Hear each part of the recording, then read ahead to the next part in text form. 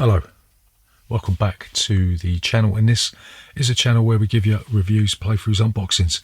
We generally like to talk a load of bollocks about tabletop gaming in general, and in this video we're going to be talking about a very small card stacking game. We're going to be talking about Rhino Hero, or depending on where you live, Super Rhino, and in this game you'll be stacking cards on top of each other, activating special abilities on the floor tiles in the hope that you will force somebody else to knock down a tower that will allow you to win the game. So in this video I'm going to be giving you a very brief overview of the rules, to tell you what we do like, what we don't like, and then we'll come back and we'll tell you whether or not Rhino Hero is still worth your time and bother today and in the future. So remember, if you're new here, then please consider subscribing to this channel. Leave a comment in that section down below, and we'll see you after this.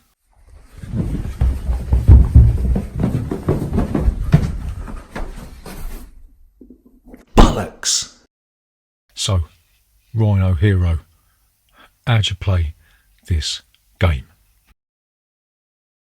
So the first thing you're going to do is you're going to divide the cards into wall cards and roof cards. Each player will take 5 roof cards, and you'll stick the wall cards and the Rhino Hero figure in a place where everyone will have access to it. So the next thing you're going to do is you're going to select one of the ground cards. You're going to have the easy one or the difficult one. So the next thing you're going to do is you're going to build the floor. You're going to look at the markers that are on the foundation, and then you will take some wall cards and you'll bend them into position. You'll place them on those markers, and then you'll take a roof card from your hand, and then you will strategically place it on top of the wall cards. Some of the wall cards have got special symbols on them, and these will do different things to the player that will go next. So for instance, you've got a change of direction. If you play this one, continue playing but in the opposite direction.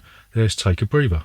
The next player has to take a rest and lose a turn. Lose a turn, right? Yeah, I know. Shite. You've got the +1 additional card, where the next player will have to draw a new roof card. You've got the double roof card that allows you to place a second roof card on top of this one. God, I'm trying to think of a double entendre for that one. And then you've got the Rhino Hero symbol, which means that Rhino Hero is climbing again, and the next player has to move Rhino Hero from where he is to the new Rhino Hero mark, and only then can they place a roof card. So there's a few extra little itty bitty rules where you can use both hands for stacking the cards. You have to position the walls exactly on the marks as they're shown on the cards, right? Keep doing this until the game ends. A game can end in several ways. One way the game can end is if a player plays their last roof card. If the multi-story building collapses, right, which is probably the way it's going to go, then the player with the fewest roof cards left will win the game. Or if all the wall cards have been built, then all the players will win the game collectively. And that's how you play Rhino Hero. So what do we like about Rhino Hero? So the first thing that we really like about Rhino Hero is that the little Rhino Hero figurine adds a second layer of dexterity and sort of skill to this otherwise very simple game. Not only have you got to have dexterous enough hands to place the wall and the roof cards on top of each other without the structure falling down, but if someone is nasty enough to play a Rhino Hero card, then you're going to have to reach into inner workings of the tower, pull out Rhino Hero and dump him on the top. And this is especially good for kids, because kids have got smaller fingers, they're more nimble, they're more dexterous, whereas I've said it before, so again, I've got these big massive sausage fingers that tend to make a mess of things when I'm playing these sorts of games. So it's good for kids, not so good for adults, and that's a really good thing, right? So the next thing that we really like about Rhino Hero is that the cards have these special abilities that are very, very easy to understand. All you got to do is read through the rulebook once, and they are stuck in your brain, and they're self-explanatory. And when you're playing with young kids, this is exactly what you want, because they can identify exactly what they got to do. And with the stitch-up cards, they know exactly what the next player is going to be doing. It's going to be a laugh for them, right? So the fact that the iconography in this is so easy to understand for all young children is bleeding good. So the final thing that we really like about Rhino Hero, and probably the best thing about this, is the sod it and see how high you can go mentality when you're playing this game. Nobody's really looking to make anyone else knock the structure over you. You're sort of all working together to see if you can actually get through the deck of wall and roof cards without the tower collapsing, right? We've had this game for bleeding ages and we still ain't done it. Have you done it? I don't think you have. This game just generally turns into a bit of a party piece, and it is an extra large version of this that you can pick up, but it's there if you want it, if you're sad enough. So what don't we like about Rhino Hero?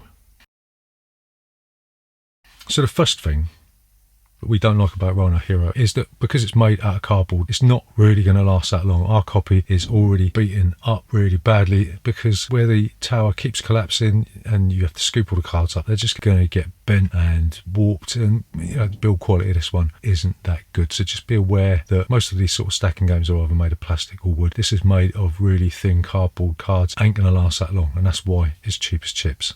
Second thing that leads on from the first thing is that because this doesn't have any weight to it, it's not made of wood, any sort of breeze or knock on the table is going to make this thing fall down. And when you're playing with young kids, if one of them sort of knocks the table and it does collapse, they take it harder than, say, an adult would, or some adults would. You know who you are. So the fact that this game, subject to wind conditions, bit of a no-no. So the final thing that we don't like about Rhino Hero is that the longevity of this one isn't that great. I mean, I've played this with my kids for a number of years now, and whilst they keep coming back to it, when you're actually playing a game, they do lose interest after a couple of games. And like we said, it generally turns into how high can we build it. That's the best thing about this game. But the staying power of this one just isn't that great. So, to summarise, is Rhino Hero still worth your time and bother today and in the future?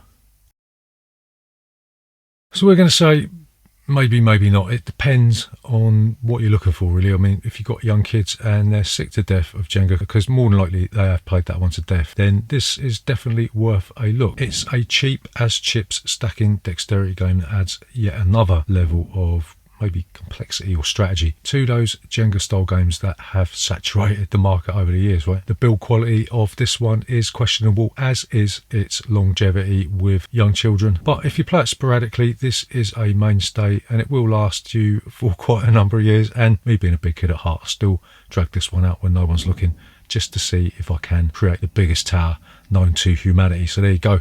That is Rhino Hero. And remember, if you're new here, please consider subscribing to this channel. Leave a comment in that section down below. Hit the like button and all that sugar. And we'll see you next time.